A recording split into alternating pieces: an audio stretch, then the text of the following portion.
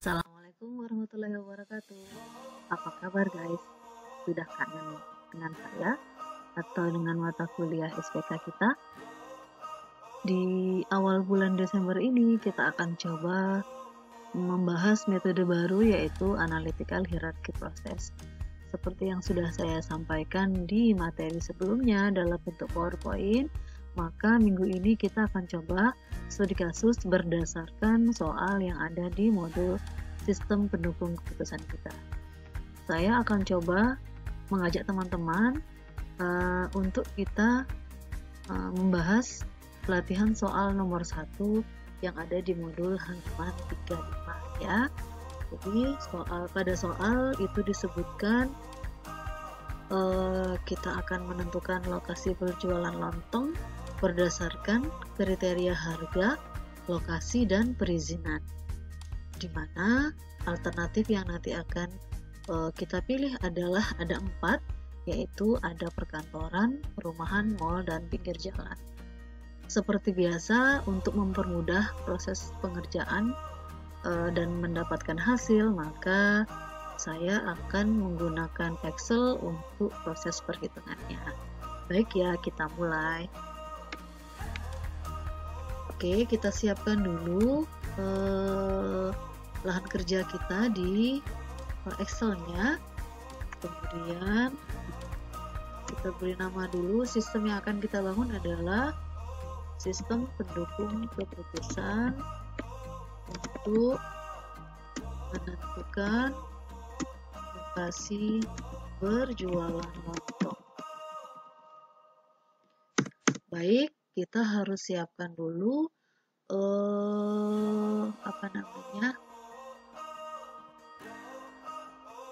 matriknya ya, matriknya. Oke, saya ke materi tentang tahapan-tahapan yang akan kita lakukan di dalam proses perhitungan AHP.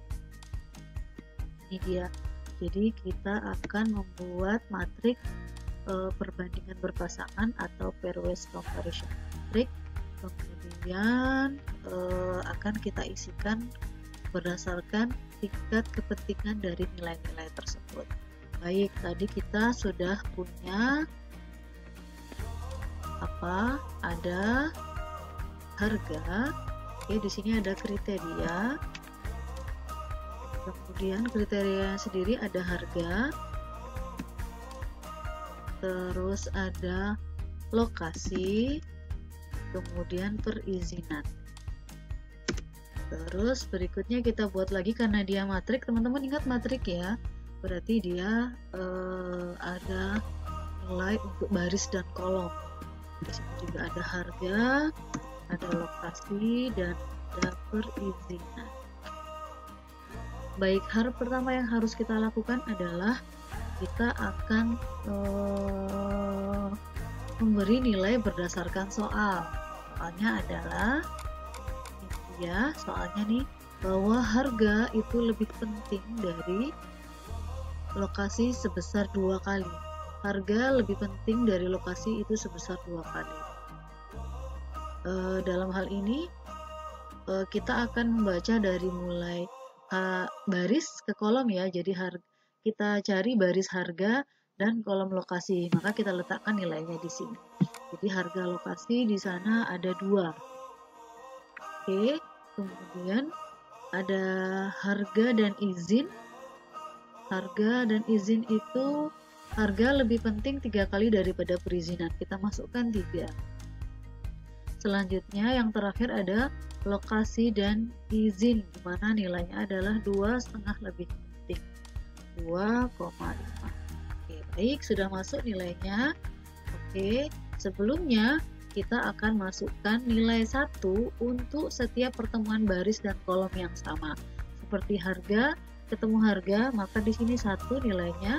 Demikian juga ketika lokasi, nih pertemuan antara baris dan kolom yang sama, lokasi dengan lokasi, maka kita akan masukkan nilai 1. Demikian juga ketika baris izin dan lokasi izin. Oke ya. Nah, jadi kalau teman-teman lihat, ini merupakan pembatas ya. pembatas. Jadi kelihatan di sini kita bisa menyebutnya segitiga atas. Jadi segitiga atas di mana nilai-nilainya sudah kita isikan. Selanjutnya yang akan kita isi adalah segitiga bawah. Segitiga bawah itu merupakan kebalikan dari nilai sebelumnya yang sudah kita inputkan. Kalau di sini tadi adalah harga dan lokasi, maka di sini lokasi dan harga kita akan ambil nilai kebalikannya. Karena di sini nilainya 2, maka kebalikan dari 2 adalah 1/2. Oke, jadi kita untuk memudahkan kita baca saja sel dari harga lokasi ya, 1 per, karena ini lokasi harga, berarti ini akan kita ambil nilai dari harga lokasi. Ini 2. Kemudian berikutnya ada izin dan harga. Izin dan harga berarti dia merupakan kebalikan dari harga dan izin. Harga dan izin sendiri nilainya adalah 3. Berarti 1/3. Oke. Ya, terakhir itu ada izin dan lokasi. Berarti kita ambil dari lokasi dan izin ya. Lokasi dan izin nilainya adalah 2,5. Jadi di sini adalah 1/2,5. Oke, ya, sip. Selanjutnya sudah jadi matrik kita. Mana matriknya, Bu? Ini matriknya. Jadi matrik kita adalah 3 kali 3, di mana dia merepresentasikan dari jumlah baris dan jumlah kolom. Jadi dia 3. Oke. Baik ya, berikutnya ada jumlah. Jumlah kita dapatkan dari penjumlahan semua nilai harga ini. Berarti kita pakai sum.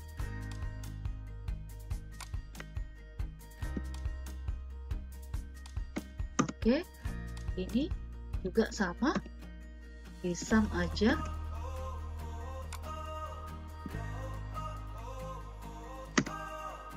Demikian juga untuk izin.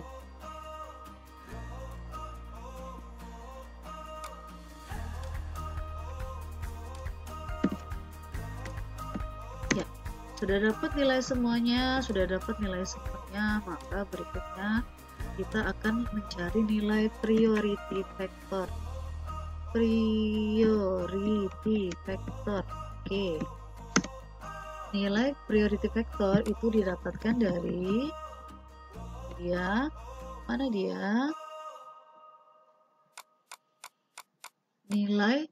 1/n. N itu sendiri merupakan jumlah kriteria yang kita gunakan. Jadi 1/3 ya.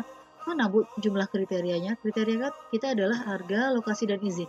Ada 3 kriterianya ya. Jadi kita pakai 1/3 dikali dengan nih harga. Jadi kita akan mencari nilai priority factor untuk tiap baris dan dibagi dengan jumlah dari kolomnya. Jadi misalnya seperti untuk priority factor harga, maka kita akan dapatkan dari 1/n ya, 1/3 kita punya 3 kriteria dikali 1 per jumlahnya berapa, jumlah harga berarti ditambah lokasi, harga lokasi begitu, per jumlah lokasi ditambah harga, ini dia harga per jumlah harga. Oke, ya dapat kita hasil. Selanjutnya priority factor untuk lokasi. Kita lakukan hal yang sama ya. Berarti di sini 1/3 dikali berapa? 0,5 per jumlahnya 1,83 ditambah 1/3,4 ditambah 2,5 per 6,5. Kita tutup kurung. Baik, berikutnya lagi untuk priority factor izin sama 1/3 dikali izin per jumlah izin ditambah ini dia lokasi per jumlah lokasi ditambah izin per jumlah. Oke, dapat kita sudah priority vector semuanya, kita jumlahkan ke bawah, kita sum lagi.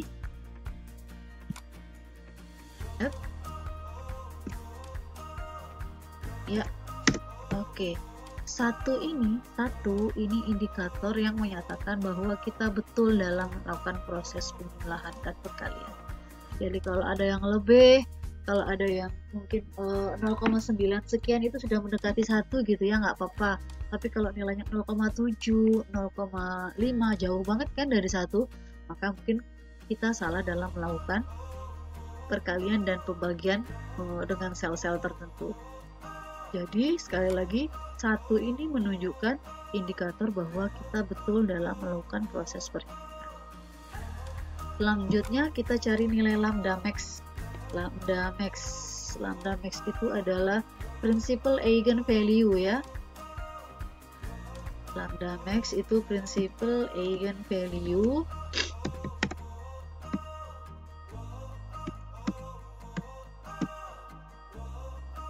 Itu kita dapatkan dari mana dia? Ini dia. Kita akan mengalihkan sel baris jumlah dan sel kolom priority vector. Jadi jumlahnya dikalikan dengan priority vector, kemudian akan kita tambahkan dengan perkalian jumlah dan priority vector dari semua kriteria. Baik, kita coba. Berarti di sini ada 1,83 dikali 0,53 ditambah 3,4 dikali 0,32 ditambah 6,5 dikali 0,15. Dapatlah kita nilai lambda max-nya. Kalau sudah dapat, berikutnya kita cari nilai konsistensi indeks. Nah, konsistensi indeks ini kita akan menggunakan tabel acuan. Tabel acuan. Oh maaf, belum. Yang menggunakan tabel acuan itu adalah konsistensi rasio. Jadi konsistensi indeks ini kita dapatkan dari nilai lambda max dikurang n, nilai lambda max dikurang n ini adalah jumlah kriteria dibagi dengan n dikurang 1. Nilai lambda max kita adalah 3,04. Nilai lambda max-nya, nilai lambda max dikurang 3 dibagi 3 dikurang 1. Oke. Ya, dapat kita 0,02. Selanjutnya yang terakhir adalah konsistensi rasio. Konsistensi rasio ini yang tadi saya bilang kita akan menggunakan tabel acuan untuk melihat berapa besarnya nilai yang akan kita bagi. Konsistensi rasio itu sendiri kita dapatkan dari CI per RI. Nah, CI-nya kita udah dapat 0,02, kemudian RI-nya adalah random index berdasarkan tabel, ini dia tabelnya, mana dia tabelnya, kita lihat dulu tabelnya. Ini tabel ini, ya. Ini tabel random index, jadi ini ordomatrik berdasarkan matrik kita tadi matrik berapa? Matrik 3 kali 3 kan ya. Berarti kita akan gunakan nilai ini. Nilai RI-nya berarti 0,58. Kita letakkan di sini. Ya, berarti tadi untuk mendapatkan konsistensi rasio kita dapatkan dari nilai CI per 0,58. Dapat hasilnya adalah 3%. Nah, syarat bahwa dia dinyatakan konsisten atau tidak adalah bahwa nilainya itu harus di bawah 10%. Jadi nilainya itu harus di bawah 10%. Ya, 3% masih di bawah 10% kan ya. Jadi kalau dia di atas 10%, maka prosesnya dianggap tidak konsisten dan tingkat kesalahannya cukup besar sehingga kita harus memboboti ulang atau menginputkan nih nilai yang tadi lagi kembali dari awal. Capek deh kan ya. Makanya kita bisa lebih mudah menggunakan Excel ini untuk melihat seberapa besar tingkat rasio yang kita hasilkan. Nah, karena ini sudah konsisten atau di bawah 10%, maka kita boleh ke proses selanjutnya. Ini belum selesai loh ya, ini baru untuk kriteria. Selanjutnya kita akan mencari berdasarkan matrik untuk tiap alternatif. Alternatif kita tadi ada 3. Ada 4 ya. Ada perkantoran,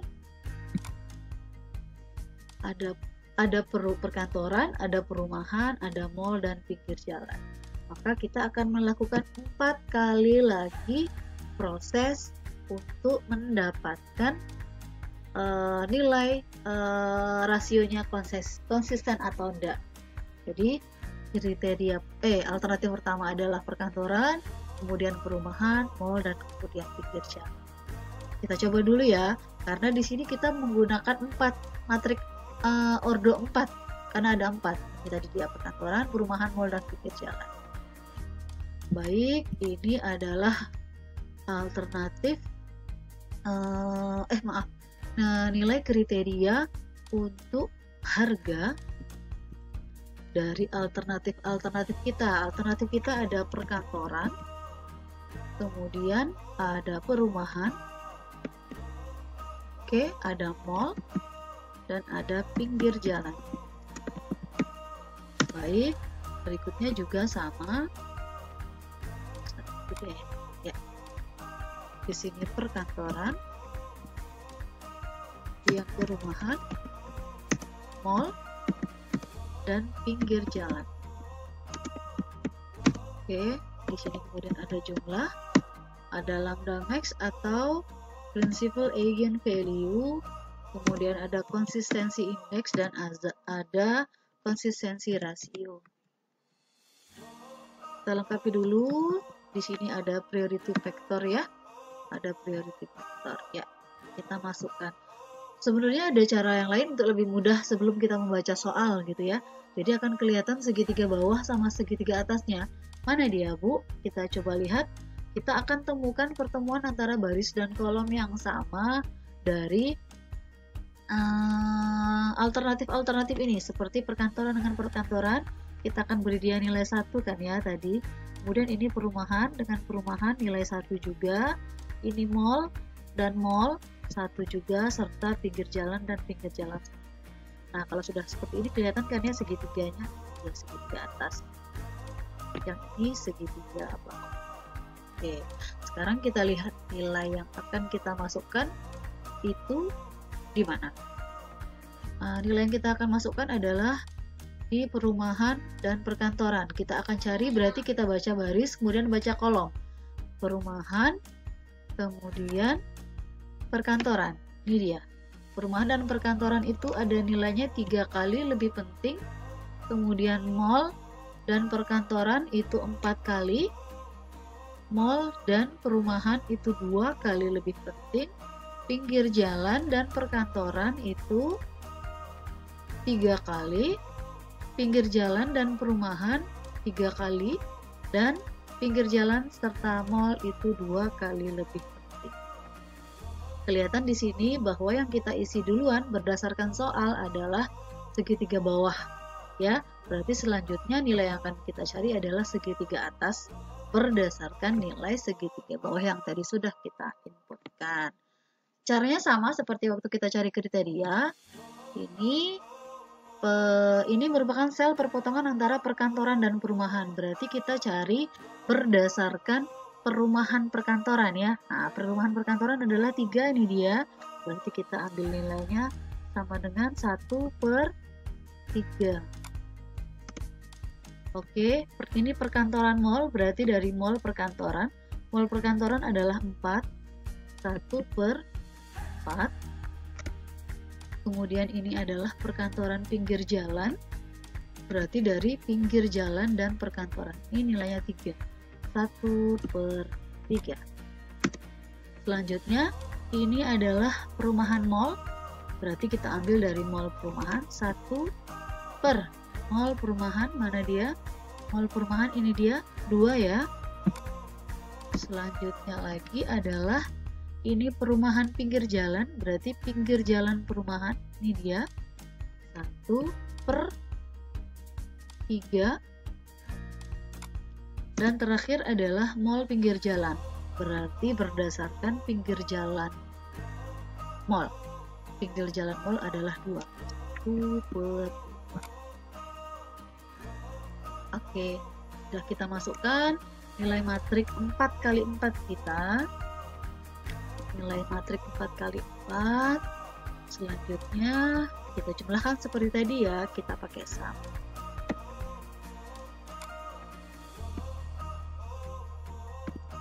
Oke, jika teman-teman punya cara yang lebih ringkas silakan, nggak apa-apa.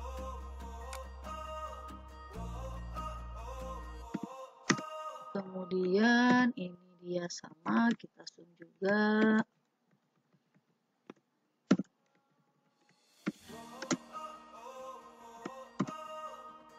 Terakhir adalah pinggir jalan.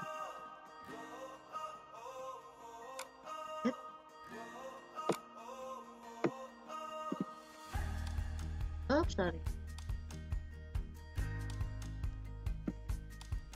Ya. Oke, dapat kita semua jumlahnya, baru kita cari nilai priority factornya ya. Karena jumlah ordo kita adalah 4, berarti kita pakai 1/4 ya. 1/4 ya. Tinggal dikalikan dengan ini dia nilai dari masing-masing baris itu dengan jumlahnya kan ya. Dengan 1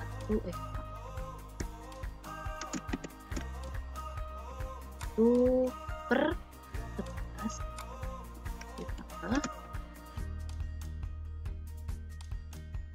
ini per 6,33 ditambah 0,25 per 3,75 ditambah 0,33 per 2,5.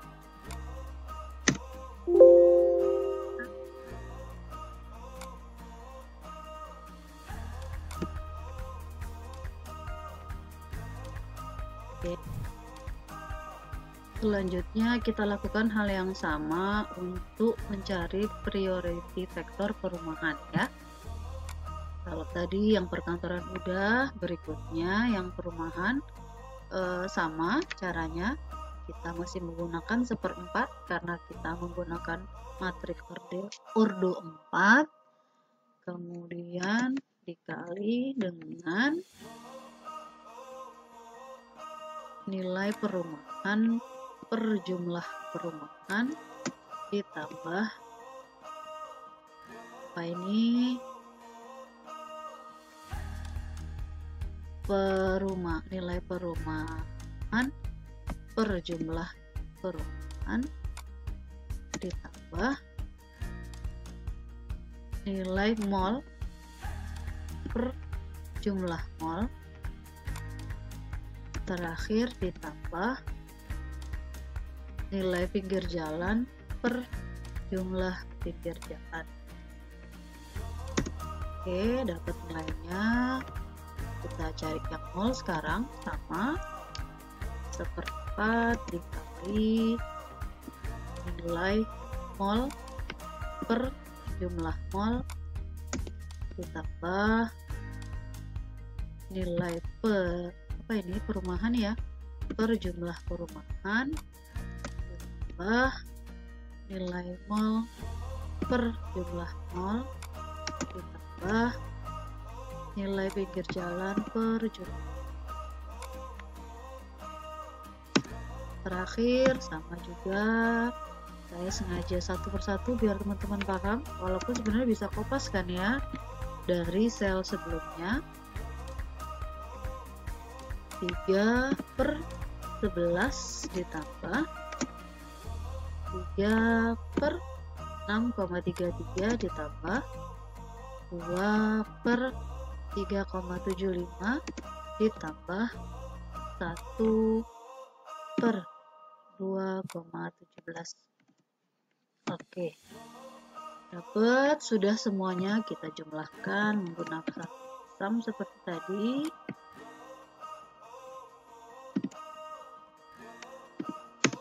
Oke, 1 lambda max atau priority vector sama dengan nilai jumlah dikali nilai priority vector untuk alternatif yang sama, kan ya. Kemudian akan dijumlahkan semuanya.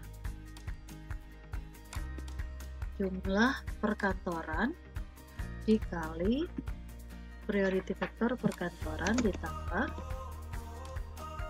jumlah perumahan dikali priority vector perumahan ditambah jumlah mall dikali priority vector mall. Terakhir, jumlah pinggir jalan dikali dengan priority vector pinggir jalan. Oke, dapat nilainya 4,18, baru kemudian kita cari consistency index dengan cara yang sama. Kalau tadi kita menggunakan n-nya adalah 3, maka sekarang kita akan gunakan n-nya 4 ya, karena berdasarkan 4 alternatif. Oke, di sini ada lambda max. Rumusnya lambda max dikurang n kan ya. N-nya sendiri adalah jumlah kriteria atau jumlah alternatif. Dalam hal ini adalah 4 dibagi jumlah kriteria atau alternatif dikurang 1. Terus nilai konsistensi rasionya adalah CI per RI. Kita cek dulu kalau rasio indeks untuk alternatif atau kriteria dengan jumlah 4, kira-kira kita akan gunakan berapa? Kalau 4 berarti kita akan membagi dengan 0,9 ya. Oke. Ini berarti berapa tadi? CI per RI. CI per RI. RI-nya adalah 0,9. 7%. Karena 7% masih di bawah 10%, maka proses perhitungan bisa kita lanjutkan ya. Kalau tidak, atau kalau di atas 10%, maka teman-teman harus memboboti ulang. Harus kita mulai dari awal lagi dan sampai ketemu nilainya itu konsisten maksimal 10% atau di bawah 10%. Baru kemudian boleh lanjut. Kalau tidak, begitulah seterusnya loopingnya. Akan kita ulang dari membobotinya dari awal. Sudah selesai untuk 2 matrik. Pertama matrik kriteria, yang kedua adalah matrik alternatif. Baru untuk alternatif harga, kriteria harga maksudnya. Selanjutnya kita juga akan membuat untuk nilai berdasarkan kriteria lokasi dan izin. Oke, saya sudah siapkan. Jadi ini dia, sudah ada harga, ini kan, ini kriteria, kemudian harga, kemudian ini lokasi, selanjutnya ini adalah perizinan. Sudah selesai semua. Teman-teman cek, ini konsistensi rasionya di bawah 10% semua ya. Ada 7%, ada 3%, dan 4%. Hal terakhir yang harus kita lakukan adalah kita mencari overall composite weight atau penilaian akhir.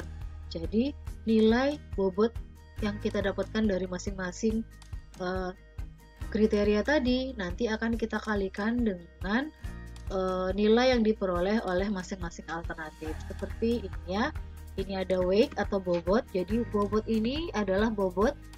Kalau harga, lokasi, dan izin kita ambil dari, teman-teman perhatikan ini 0,53, 0,32, dan 0,15 itu kita ambil dari sini. Ya. Oke ya, kita ambil dari sini. Itu untuk bobot ya. Selanjutnya bobot kriteria. Selanjutnya bobot dari perkantoran, perumahan, mal, dan pinggir jalan itu juga kita peroleh dari matriks sebelumnya. Misalnya seperti 0,09 ini merupakan hasil pembobotan untuk nilai harganya perkantoran. Ini 0,09. 0,09 itu kita cek harga perkantoran 0,09 ya. Kalau untuk harga perumahan berapa? Apakah 0,18? Kita cek 0,18 ya. Kemudian yang mall dan pinggir jalan harganya berapa nilainya? 0,29 dan 0,44. 0,29 dan 0,44. Jadi overall composite weight ini merupakan pembobotan tingkat akhir yang dilakukan terhadap semua alternatif dan kriteria yang sudah kita dapatkan melalui perkalian matrik perbandingan berpasangan sebelumnya. Jadi nilai perkantoran sudah kita masukkan, perumahan juga, mall juga, pinggir jalan juga demikian. Hal terakhir yang harus kita lakukan adalah mencari composite weight-nya dari masing-masing alternatif. Untuk nilai 0,16 dari perkantoran ini sendiri kita dapatkan dari jumlah perkalian antara bobot dengan nilai kriteria dari alternatif tersebut. Jadi 0,16 itu didapatkan dari perkalian antara 0,53 ditambah dengan 0,09 ditambah dengan 0,32 dikali dengan 0,11 ditambah dengan 0,15 dikali dengan 0,15. 0,51. Demikian juga untuk yang perumahan, mall, dan pinggir jalan. Sampai sini proses kita selesai, kita tinggal melakukan proses perankingan. Proses perankingan itu dilihat dari nilai yang paling tinggi tentunya ya. Nilai yang paling tinggi adalah dalam hal ini ada 0,16, 0,19, 0,27, dan 0,38. Berarti sistem pendukung keputusan kita akan memutuskan bahwa kita akan berjualan lontong di pinggir jalan. Fighting! Begitu ya cara mencari sistem pendukung keputusan untuk penentuan lokasi berjualan lontong